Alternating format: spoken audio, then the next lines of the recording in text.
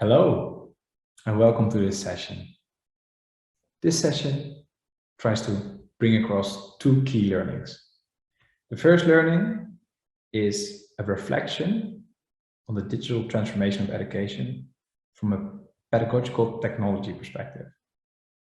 And the second has to do with sharing experience of applying pedagogical technology in real life. I'm Ewoud, co-founder and CEO of FeedbackFruits. And at FeedbackFruits, we build pedagogical technology. I have the honor to co-present with Tony. And Tony, could you please introduce yourself? Yeah, thank you. I'm Tony Leisen. I'm the Instructional Design Manager at the Carlson School of Management, which is the business school at University of Minnesota. And I'll talk a little bit about our experience with FeedbackFruits and the tools that we utilize. But right now, I'll just turn it back over to Ewoud. Thank you very much, Tony. So let's get started. Digital transformation in education. I think there are three reflections that I want to make. The first one is, where should this transition go towards? Where should it lead to? I think it's often overlooked, but why do we want to have a digital transformation in education in the first place? I think what is really important to realize is that learning should be something that stays with you as a student. It should be transformational experience, and it should make you ready for the working life. And if that's what we want, then what's the role of digitalization? What's the role of technology? In my opinion, in our vision as FeedbackFruits, it's that the digitalization of education should lead to more human interaction and deeper human interaction. It might sound counterintuitive, but let me explain. The first is that digitalization can help in removing, basically automating the work that innovative and modern pedagogy brings with her, such that there's just more time for people to be together. Because this one is the obvious one. The second one is, I think, the most interesting one. That's where the most potential value lies.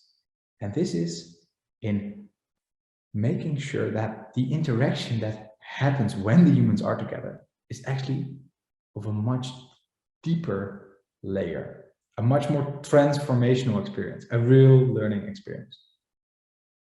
And that all has to do with pedagogy. How you set up your course, set up a specific learning experience, a learning design, set up a different learning activity, where you have a learning design that leads to this more deeper learning. And there are tons of things to share as examples, but this should be the goal of learning design, trying to make sure that that interaction that happens between humans is much more deeper, such that it can actually have that transformational effect on people. So that's my first reflection of where the digitalization should be going to and where it should lead towards. And then my second learning is, how should we then drive this transition, right? And I think here again, often people are referring back to the technology that's needed, the tools that are needed. And it might again sound counterintuitive, but FeedbackFruits as a pedagogical tool provider does not necessarily believe in tools or does not necessarily believe in technology. Because if we are after this transformational experience, then we should have pedagogy first. Pedagogy first, always. And that also means that sometimes you shouldn't be using technology. Sometimes it's actually that human interaction that values, and technology should set it up. So it's thinking first order principles, first make sure that the learning design, the pedagogy used is perfect. And then the only thing that technology should be doing is supporting that learning design. And I think if you currently look at the current state of the technology in education, a lot of technology that's used is not necessarily purposely designed for that learning activity or that specific use case, which makes it a non-optimal experience, so to say. And then my third reflection, that is on where are we now? Where are we in this transition, right? So we know now where to go to. We know, at least in our reflection, we know where to go to. We know where to focus on to drive it, right? The pedagogy. But then where are we now? And I think that that's something which I always like to relate to at the beginning of the internet. I really feel like we're still in the stone age of learning design, meaning that we are at the beginning of the internet. The first website that was out there was a tremendous innovation. But if we look at it right now, the design of that website feels terrible. And how comes? Because we have continuously improved the design of how websites should look, function, and work. And this is often data-drivenly done. A lot of user tests and data has informed us on how to drive this.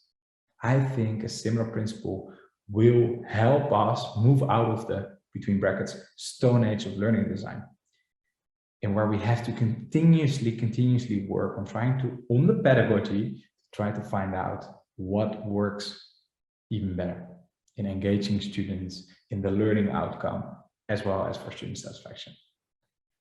And I think, and this is an interesting phenomenon at the moment.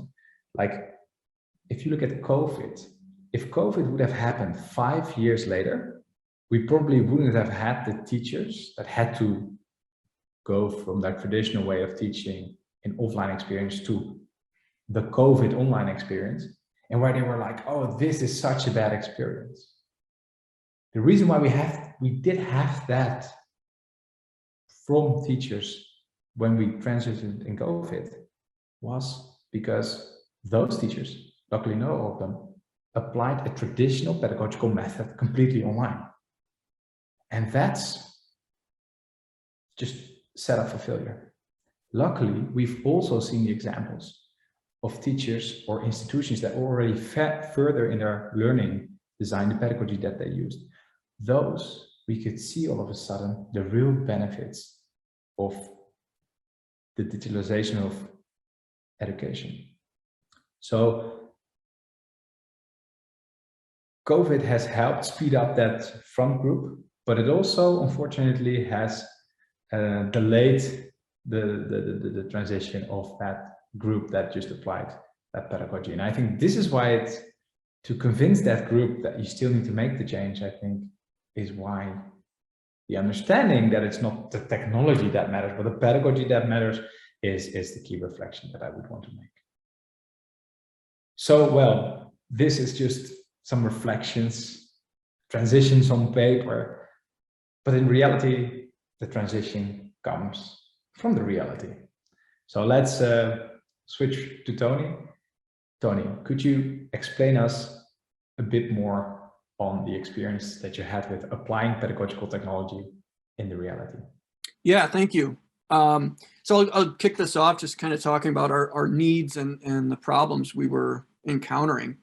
So as far as our needs, we as a business school, I think most business schools utilize a lot of group work and teamwork because it simulates the real world.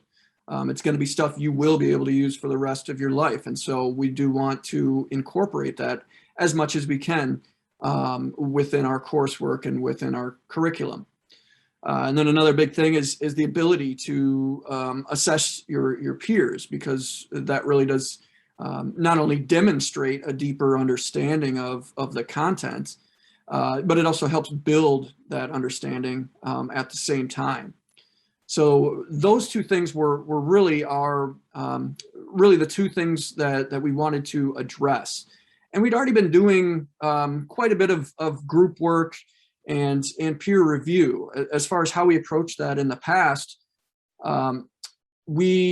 for group work, we utilized the Canvas group functionality, but that's not really made to offer the opportunity to assess your group members, to assess the efforts, the work that they're putting in. It's really just about submitting work as a group. So we used that, but it didn't really do what we needed it to do. And so to get that assessment component, we utilized a lot of Google Forms. We're a Google school, and so we utilized quite a bit of Google Forms, but that took a lot of setup and a lot of management facilitation. And so that's either the instructor or the TA or my team doing that. And it eats up a lot of time that is better spent somewhere else. So that was our first iteration. And then we moved into doing some scripting and programming of those Google Forms to automate some of it, but it was still incredibly clunky. And there's still a lot of manual components in there that really were just wasted time. And then one of the other ways we did approach group work was just on paper. So students could assess the other students within their groups just on paper. Again, a lot of manual work there, and that's not really an option when you're doing a lot of online work or you are in an online course. Obviously, you can't really collect papers. So trying to get away from that as well. And then as far as peer review, so we, again, use the built-in Canvas functionality, but it's not there yet. It's not as full featured as the speed grader. And it is just kind of clunky at this point. So while we did use it, it didn't really, it wasn't something we could point people to and say, this is a great option. Some of the other things that we utilized to do peer review were just discussions, have someone post their work and then other people comment on it. And that worked okay for some situations. And then, of course, again, paper. People are doing a presentation in class. Everyone writes down their comments on a paper. You turn it in, then you got to get those comments to the right people. Again, a lot of extra work, a lot of time that could be spent doing other things. So that was our need and some of the problems that we encountered with what we had already. And so about 2.5 years ago, I think it was, Ewoud came to campus representing FeedbackFruits, of course, and we didn't know who the company was at the time.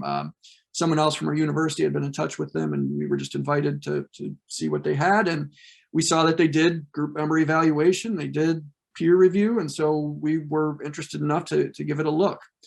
And it looked good, looked promising, and so we, over the next half a year, did a lot of exploratory type work, getting into sandboxes, doing some training with them and seeing how things worked out. And then the next month or two were spent trying to get other colleges to see just how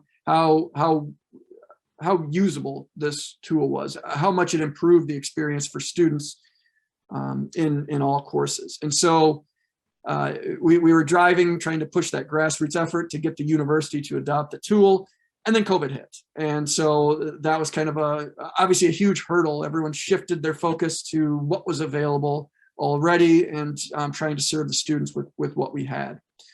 The silver lining, though, was with COVID, we were able to expedite the implementation of tools. Our university kind of lifted some of or rather sped up some of the processes that they had to allow people to implement tools a bit faster. And at the same time, FeedbackFruits was offering their free to try offer. And so we took them up on that and got the tool implemented for fall 2020. And just had a couple instructors try it out at the beginning, see how it would actually work in a real course, in a live situation. And it became pretty clear early on that it would work. And it was doing exactly what we needed to do. It made everything easier.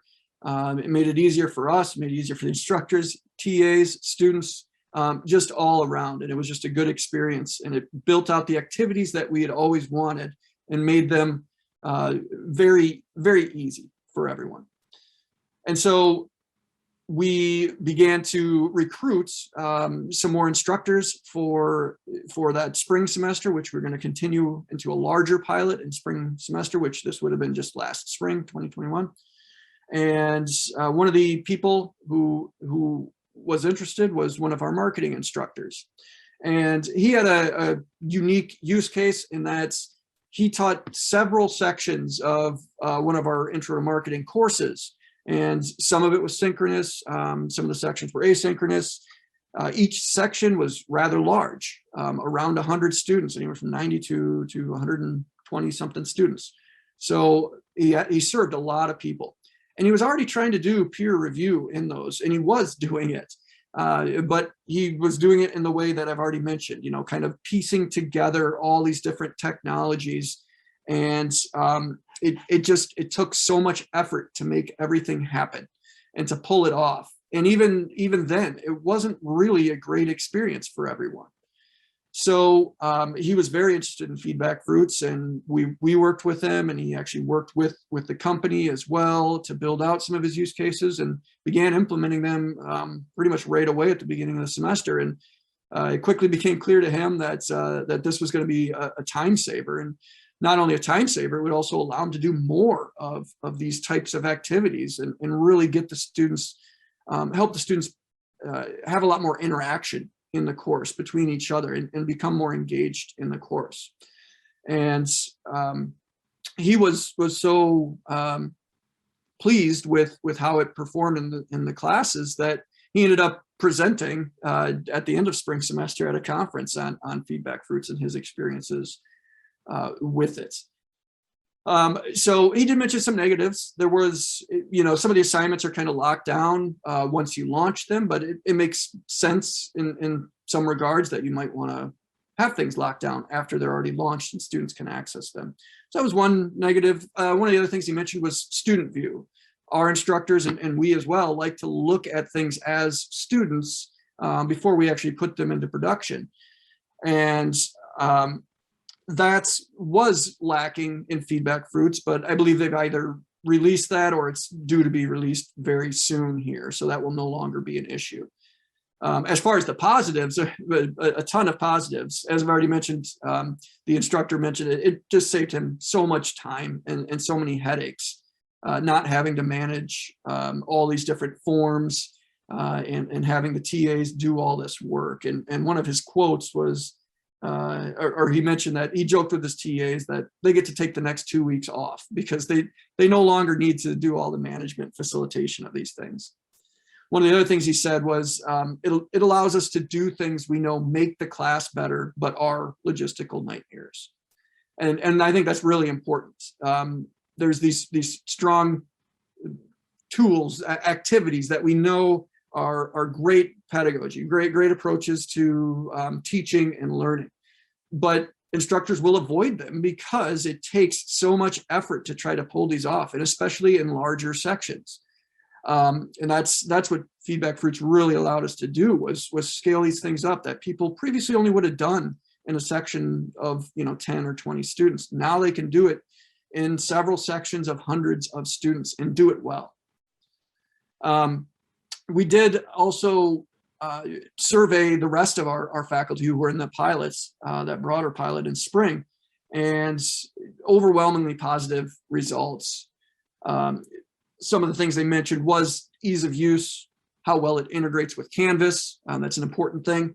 The organization of the tool and the assignments. Everything is in one place for a student. For a peer review assignment, they go in, they submit here, and then they come back to the same place to review their peers, and then they come back to the same place to see the feedback that their peers have left them. So it's very easy for the students to follow along and see what step they're on in the process.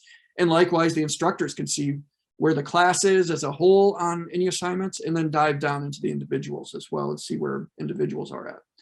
I mentioned the consistent interface across the tools as well. So once, if an instructor is doing group member evaluation, they know the interface, how it works. It's really easy for them to pick up peer review or really any of the other tools that FeedbackFruits offers because the interface is so consistent across the tools. the scaling I mentioned already, it makes things possible that weren't previously really possible, or at least possible in a nice way in the larger sections.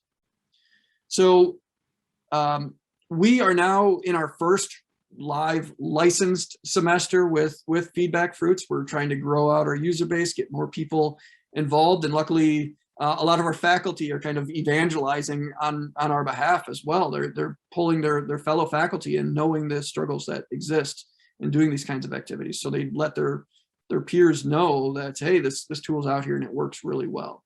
And that's where we are in our journey. And I'm happy to talk about our experience. If you want to reach out to me, please do feel free. My email is aleisen@umn.edu. And I will now hand it back over to Ewoud. Well, thank you very much, Tony. And I do recall that moment then when I was on campus. You got a beautiful campus. That's one thing. But the most important thing, very beautiful and friendly people. One of your colleagues even drove us a whole day through Minneapolis, and I've seen how beautiful that city is. So, well, that's just a small sidestep. But again, thank you very much. And everyone, thank you very much for listening. I think it's clear how you can now reach out to Tony. If you have more questions for FeedbackFruits, you can reach out to the online booth that is there in CampusCon. And if you're an educator, and if you're that teacher that drives the actual transition at your institution, you're that front runner, then we have a special educator initiatives that if you apply, you can be selected to get a lifelong free access to the pedagogical tooling. Because in the end, it's you that spearhead this transition in the right way. I want to thank all of you and enjoy the rest of this conference. Bye-bye.